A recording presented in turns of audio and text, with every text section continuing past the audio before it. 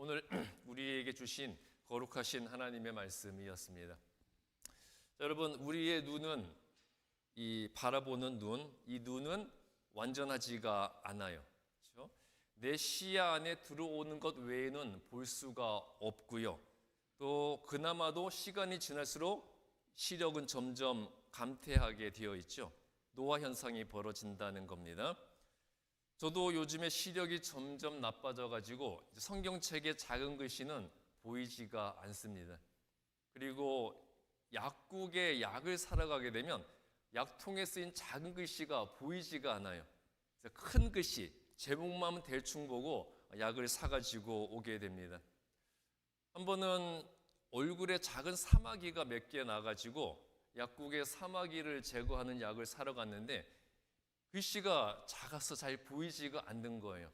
그래서 큰 글씨 2개, 사마귀양, 약, 그리고 가장 센 거, 그러니까 what remover, extra strength, 그 딱 2글자만 보고 약을 사가지고 왔습니다. 그리고 얼굴에 난 사마귀에 바르는데 너무너무 아파서 참을 수가 없는 거예요. 막 살이 타는 것 같고 막 살이 녹는 것 같은 그런 느낌이 드는 겁니다. 그래도 당연히 그런 것인가 보다 하고 열심히 바르다가 하루는 제 아내에게 사마귀 약을 사서 얼굴에 바르는데 살이 타는 것 같이 너무 따갑다고 너무 아프다고 그랬더니 도대체 무슨 약을 얼굴에 쳐바르고 있냐고 가지고 와보라는 겁니다. 그래서 갖다 주었더니 겉에 써 있는 글씨를 읽어보더니 이제 난리가 난 거예요. 이 약은 절대 얼굴에 바르지 말라는 글을 안 읽었느냐? 이 약은 손이나 발에 난 사마귀에 바르는 거지 약 안에 염산 성분이 있기 때문에 절대 얼굴에 바르지 말라고 쓰여 있다. 그래서 제가 휴대폰 카메라로 확대해서 보니까 그런 글씨가 쓰여 있더라고요. 근데 뭐 안 보이는 걸 어떡하겠습니까? 눈은 있지만 보이지를 않는 걸요. 제가 제 아내와 함께 교단 관련 컨퍼런스에 참석하기 위해서 하와이에 간 적이 있었습니다. 호텔에서 샤워를 하고 난 후에 욕실에 비치되어 있는 그 바디 로션을 몸에 바르는데 아무리 로션을 발라도 몸에 스며들지가 않는 거예요. 그래서 저는 생각하기를 하와이 물은 좀 달라서 그 물이 몸에 남아있으면 바디 로션이 잘 스며들지 않나 보다. 그러면서 4일 동안 날마다 열심히 발랐어요. 4일 후에 마지막 날 마지막 샤워를 마치고 또 그 바디로션을 몸에 바르면서 아내에게 말을 했습니다. 하와이 물은 좀 특별한 것 같아. 이 물기가 몸에 남아있으면 로션이 잘 스며들지가 않아. 하와이 물은 본토 물과 좀 다른 것 같아. 그랬더니 제 와이프가 도대체 무슨 말도 안 되는 소리를 하냐고. 자기는 바디로션 발라도 몸에 잘 스며든다는 거예요. 그리고 물이 몸에 남아있다고 그 로션이 안 스며드는 경우가 어딨냐? 또 몸에 뭘 처발랐냐? 가져와 보라는 거예요. 갖다 주었더니 저를 정말 한심한 놈이라는 눈빛으로 쳐다보면서 이게 바디 로션이냐? 헤어 컨디셔너지 그러더라고요. 그러니까 호텔 욕실에 비치되어 있는 작은 컨디셔너, 거기에 쓰여있는 글씨는 더 작으니까 보이지가 않았던 거죠. 그냥 색깔이 하얘니까 이게 로션인가 보다 날마다 열심히 발랐던 겁니다. 몸에 스며들지가 않아요. 거품까지 나는데도 뭐 그러나 보다 하고 열심히 발랐었습니다. 자, 사람의 눈은요, 외면적인 것만 볼 수 있고 내면의 것은 절대 볼 수가 없어요. 그나마 외면을 보는 시력도 시간이 갈수록 점점 시력이 감퇴할 수밖에 없습니다. 자, 사람의 눈은요, 단편적인 정보만 취득할 수 있기 때문에 내 눈에 보이는 것이 전부인 것으로 생각을 하고 함부로 내 잣대를 들이밀면서 모든 것을 판단해서는 안 됩니다. 자, 여러분, 예전에 있었던 일인데 좀 오래된 일이에요. 기억하시는 분 계실지 모르겠는데 제가 우리 교회 카톡방에 욕을 올리는 사고를 친 적이 있습니다. 혹시 기억하십니까?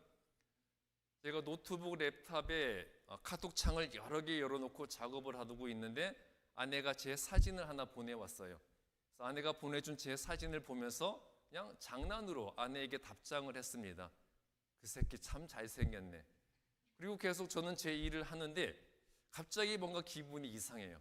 등골이 싸하고 뭔가 큰 사고가 난 것 같은 느낌. 그러면서 이 불안함의 근원은 무엇일까? 한참 생각을 하던 중에 아차 싶었습니다.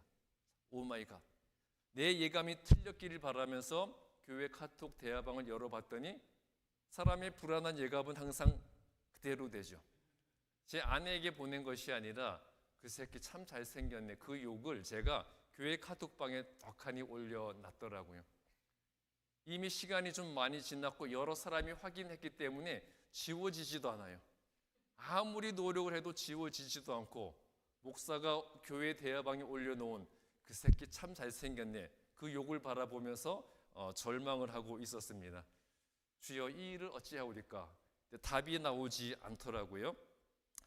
그때가 좀 늦은 시간이었어요. 그런데 한 성도분이 갑자기 계속해서 글을 올리는 거예요. 계속 카톡 알림음이 시끄럽게 울리게 되었겠죠. 저는 그걸 보면서 이분은 지금 몇 시인데 시끄럽게 계속 글을 올려서 알림음이 울리게 만드는가 질책하는 마음을 가지고 있었는데 알고 봤더니요.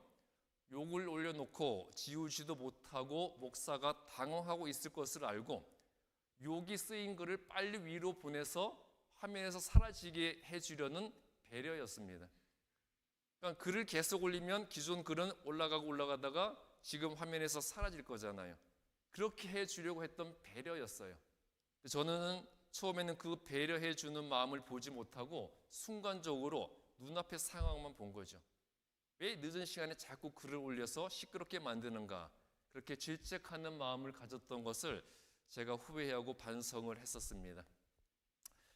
한국에서 안산에 신시가지가 들어섰을 때 그곳에 교회를 개척한 후에 교회 창립 예배 안내 전단지를 20만 장 살포한 목사님이 있었어요. 제가 여기에 관련된 이야기를 예전에 잠깐 언급한 적이 있었을 거예요. 창립 예배 안내 전단지를 20만 장을 뿌린 후에 20만 장을 뿌렸으니까 그 전단지를 받은 사람의 100분의 1만 와도 몇 명입니까? 100분의 1만 와도 2,000명. 1000분의 1만 와도 200명이라고 생각하고 거창하게 창립 예배를 준비를 했습니다.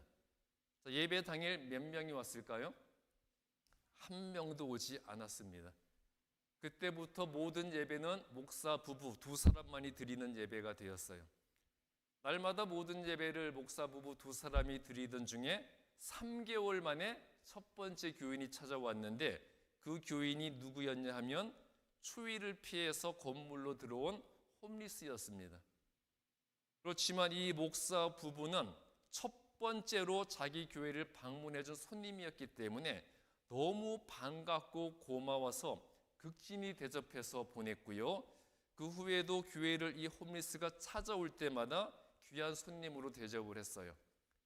이 홈리스는 언제 교회를 왔겠어요? 춥고 배고플 때 교회를 찾아왔습니다. 그때마다 이 목사 부부는 귀한 손님처럼 대접을 했습니다. 당장 내가 기대하는 그런 결실이 내 눈에 나타나지 않더라도 초심과 믿음을 잃지 않고 신앙의 본질을 지키면서 끝까지 하나님을 위해서 나가면 하나님이 생각하시는 하나님의 때, 하나님의 방법으로 결실을 거두게 해 주시는 겁니다. 이 목사 부부가 극진히 대접해서 보낸 그 홈리스가 그 교회를 찾아오신 예수님일 수도 있지 않았겠습니까? 예수님께서 지극히 작은 자의 모습으로 찾아오신 것일 수도 있다는 거죠. 이 교회가 예수님을 영접하는 교회인지 사람을 영접하는 교회인지 예수님이 확인해 보시기 위해서 찾아오신 것일 수도 있었다는 거예요. 이 목사 부부는 자신들을 찾아온 그 사람을 그냥 눈에 보이는 대로 홈리스로 보지 않았고요. 자신들의 교회를 찾아온 귀한 손님으로, 하나님이 보내주신 영혼으로, 그리고 더 나아가서 지극히 작은 자의 모습으로 찾아오신 예수님으로 생각하고 귀하게 대접을 했습니다. 그러던 중 한동안 찾아오지 않는 홈리스의 근황을 궁금해하던 중에 언제부터인가 성도들이 한 명씩 한 명씩 교회에 나오기 시작했고요. 어느덧 안정적인 교회로 성장을 하게 되었다고 합니다. 저도 목회를 하면서 지금 가지고 있는 초심을 잃지 않으려고 노력을 하고 있어요. 아무래도 작은 교회에서 목회를 하다 보니까요. 저는 여러분 한 분 한 분의 영혼이 너무 소중해요. 그래서 한 주만 안 보여도 걱정되고 궁금하고 왜 교회에 오지 못했는지 그 이유를 정확하게 알기 전에는 잠도 잘 안 옵니다. 그러니까 열심히 교회를 잘 섬기던 성도가 교회를 떠나기라도 하면 정말 가슴이 찢어진다는 게 이런 거구나. 그런 아픔과 슬픔이 오랫동안 지속이 되더라고요. 그래서 매주 한 사람의 모습이라도 교회에서 보이지 않으면 저는 정말 가슴이 철렁해요. 이런 제 모습을 보면서 제가 스스로 생각을 해봤습니다. 내가 언제까지 한결같이 성도들 한 사람 한 사람의 영혼을 소중히 여기는 이 마음을 계속해서 유지할 수 있을까?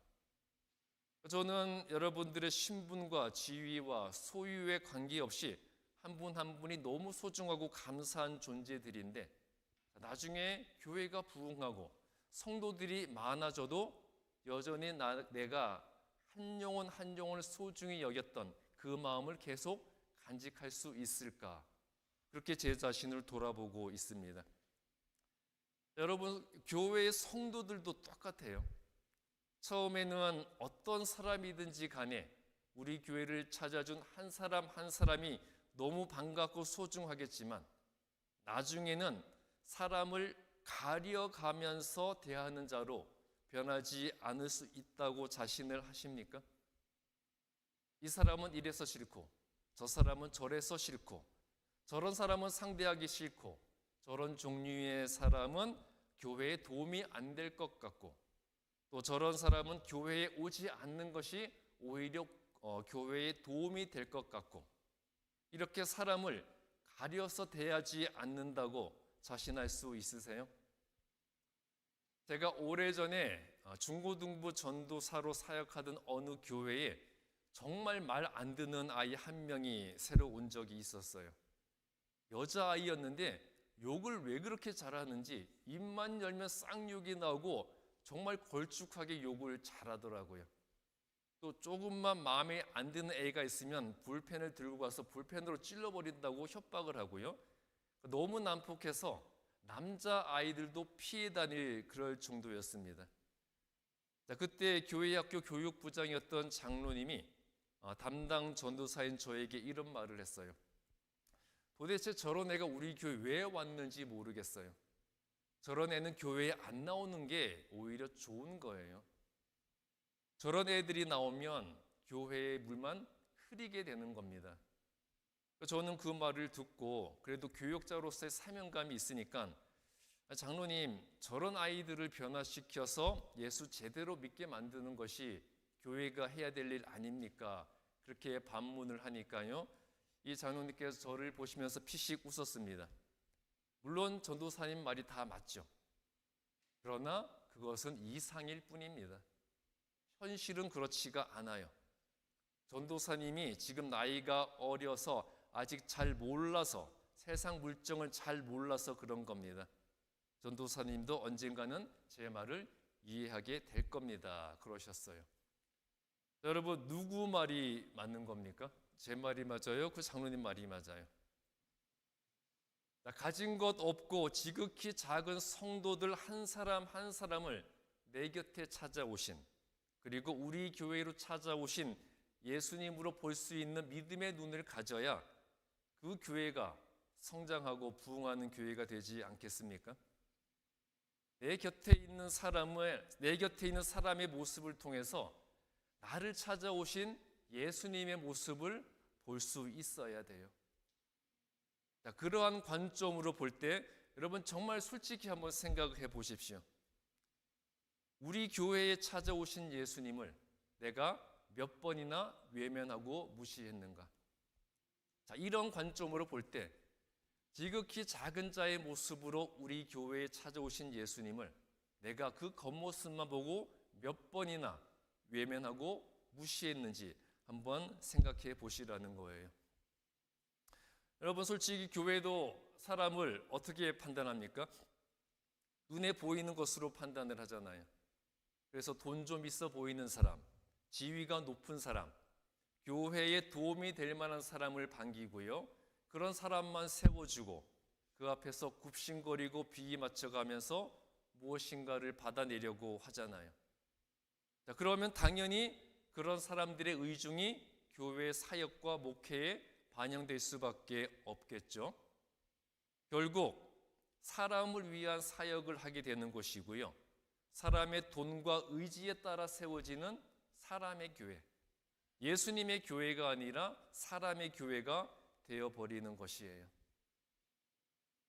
화려하고 부유하게 살았던 제사장과 바리새인과 서기관들에게 배우지 못했고 가진 것이 없던 예수님이 환영받지 못했던 것처럼 오늘날의 교회에 과연 예수님이 환영받을 수 있을까 생각을 해보게 됩니다. 흑인들이 차별받던 시대에 어느 흑인 여자아이가 피부색 때문에 백인들이 예배드리는 교회에 들어가지 못하게 되자 밖에서 혼자 울고 있었어요. 그때 혼자 울고 있는 그 여자아이를 찾아오신 예수님께서 이렇게 말씀을 하셨다고 합니다. 얘야, 울지 마라. 나도 저 교회에는 들어가 보지 못했단다. 저곳에서는 나도 환영받지 못하더구나. 자, 예수님을 밖에 내몰아 놓고 예배드리는 그 예배가 예배일 수 있을까요? 그 교회가 교회라고 할 수 있겠습니까? 그리고 그 교인들이 그리스도인이 맞을까요? 여러분, 제가 항상 강조하는 게 있죠. 제발 교인이 되지 말고 그리스도인이 되셔야 합니다. 예수 믿는 그리스도인이라면요, 보는 눈이 달라야 되고요, 듣는 귀가 달라야 되고, 생각하는 차원이 달라야 되고, 마음가짐과 마음의 크기가 달라야 돼요. 눈에 보이는 것 이상을 볼 수 있어야 합니다. 그러니까 눈에 보이는 현상에 집착하지 말아야 하고요, 눈에 보이는 것이 전부인 것으로 생각하고 모든 것을 판단해서는 안 돼요.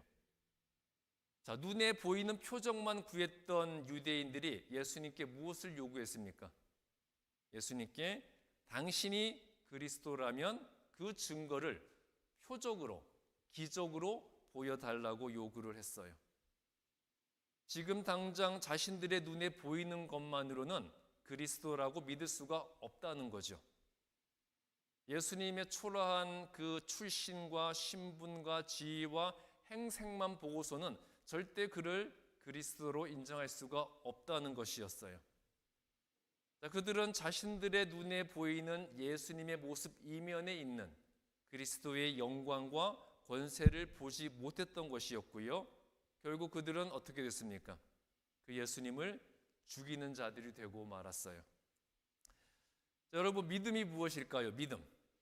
믿음은 눈에 보이는 것 이상을 보는 것이고요, 나를 위해서 가지고 계신 하나님의 축복의 섭리를 보는 것이 믿음이에요.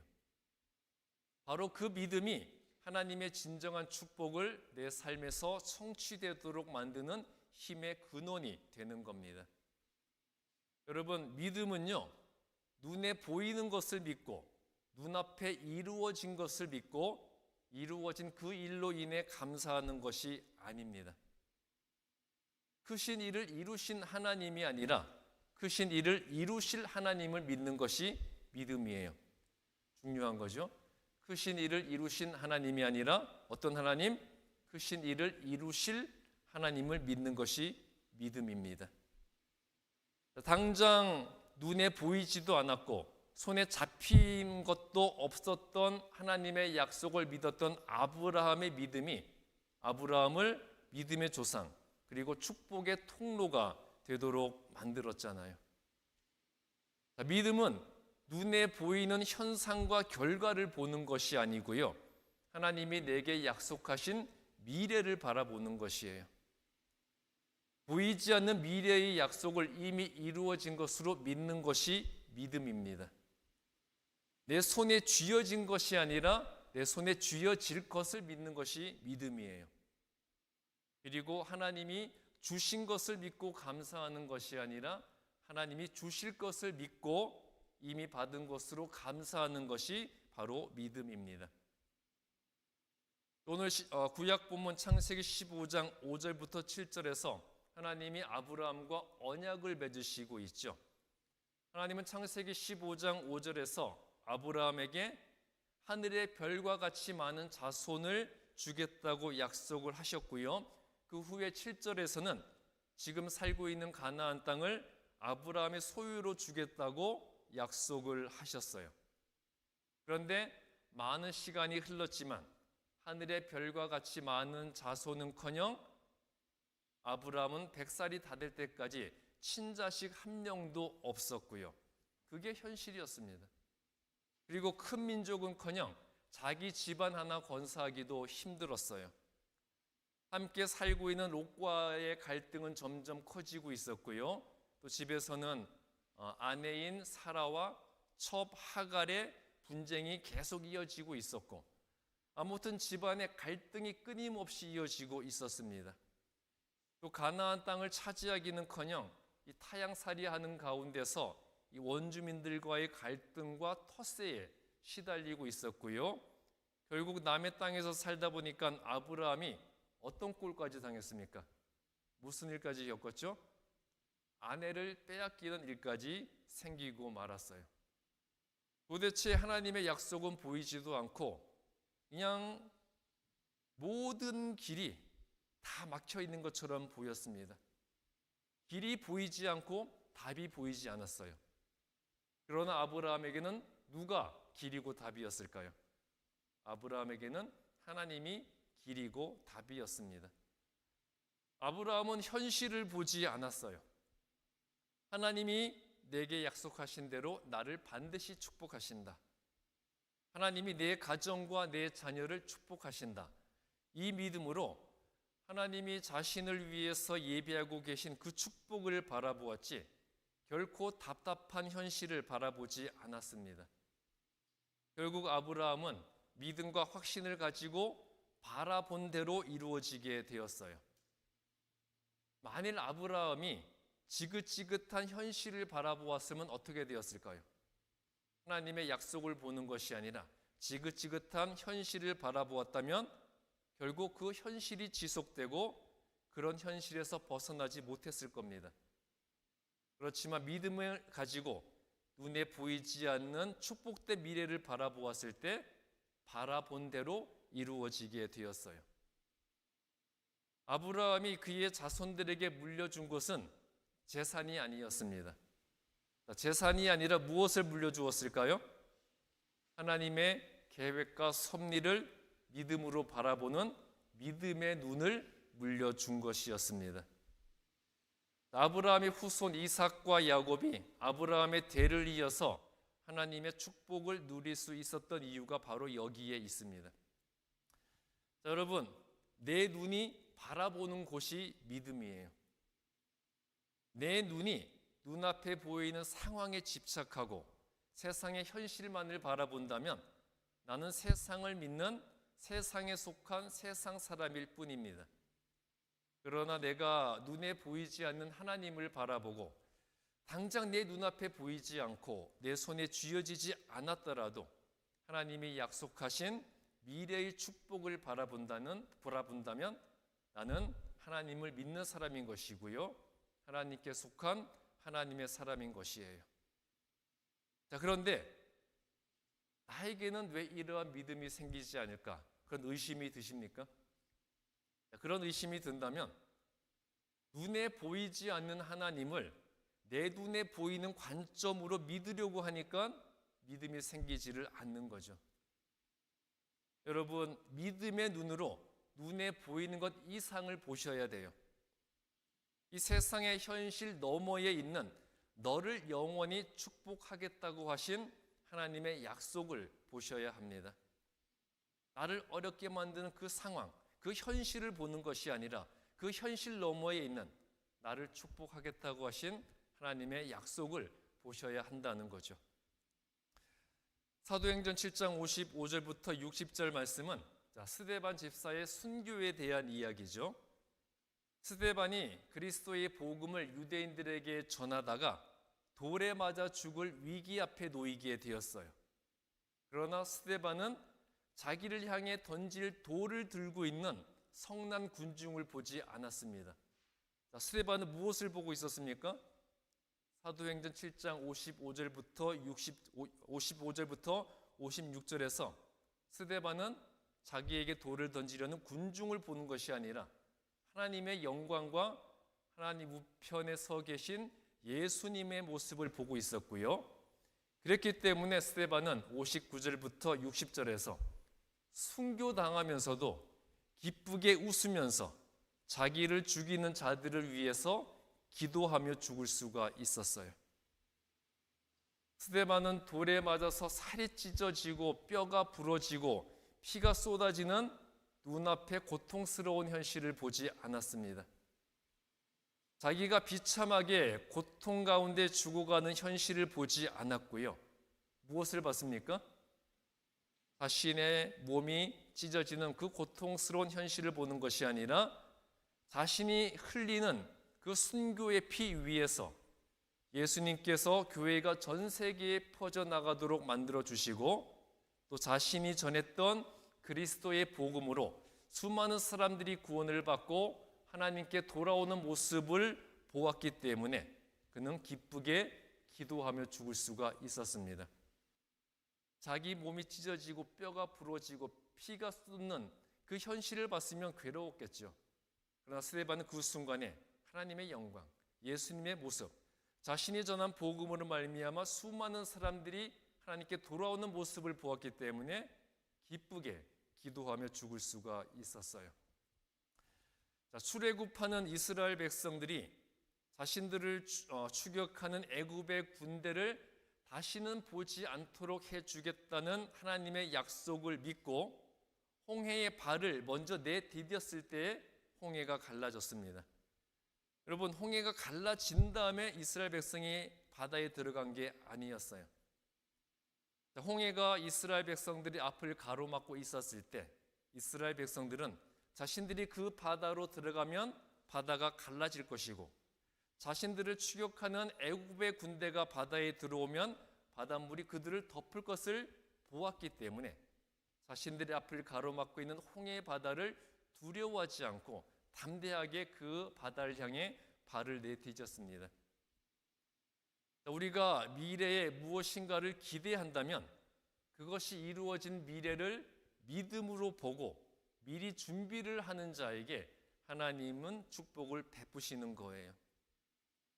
제가 오늘 말씀을 준비하면서 제가 우리 교회 목사로서 교회의 부흥과 성장을 바라면서도 그것을 반드시 이루어질 하나님의 약속으로 믿지 못했던 제 자신의 믿음 없는 것을 제가 후회하고 반성하게 되었습니다.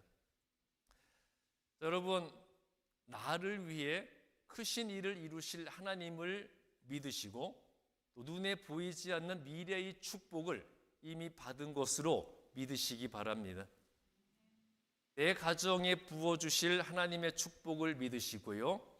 또 내 자녀들에게 임하실 하나님의 축복을 믿으면서 내 자녀들을 마음껏 축복하고 또 내 사업과 직장 위에 내려주실 축복을 믿고 이미 축복을 받은 사람처럼 생각하고 행동하셔야 돼요. 그리고 내가 섬기는 교회에 이 교회에 임하실 성령의 역사가 당연히 이루어질 역사로 믿을 때 우리 교회도 부흥하게 될 겁니다. 여러분, 내 눈앞의 현실을 보지 마시고요. 그 현실의 너머에 있는 하나님을 보셔야 돼요. 내 눈이 무엇을 보느냐에 따라 내 미래가 달라지게 되기 때문입니다. 여러분, 자기 인생을 불평하는 사람들이 항상 들먹이는 게 뭐예요? 인생을 불평하는 사람들이 들먹이는 거. 지긋지긋한 집구석, 말 안 듣는 자식들, 직장에서의 초라한 내 모습, 또 항상 꼬여만 가는 내 사업. 그런데 이렇게 내 눈이 그런 곳에만 머물게 되면 내 마음도 내 눈을 따라가게 되는 거예요. 내 눈이 내 현실만 바라보고 있으면 내 마음도 내 눈을 따라서 그 현실에만 집착하게 되는 것이고요. 결국 그 현실을 넘어서지 못하는 세상의 사람이 될 수밖에 없습니다. 그러나 내 눈이 내 눈앞에 보이는 현실과 상황 그 너머에 있는 하나님을 보게 될 때 그 현실보다 크신 하나님의 능력을 보게 될 겁니다. 내 눈앞에 보이는 현실과 상황 그 너머에 있는 하나님을 보셔야 된다는 겁니다. 그럴 때 내가 처한 현실보다 크신 하나님의 능력을 우리가 보게 된다는 거죠. 그리고 그 하나님의 능력을 믿고 끝까지 하나님을 붙잡을 때 나를 위해 준비하고 계신 하나님의 섭리와 계획을 보게 되는 것이에요. 우리 주반석교회 성도님들, 하나님이 나를 반드시 축복한다고 약속하신 그 언약을 믿고 어떤 상황 속에서도 그 뒤에 계신 하나님을 바라보는 믿음의 눈을 뜨는 하나님의 사람들이 되시기를 주님의 이름으로 축복합니다. 기도하겠습니다.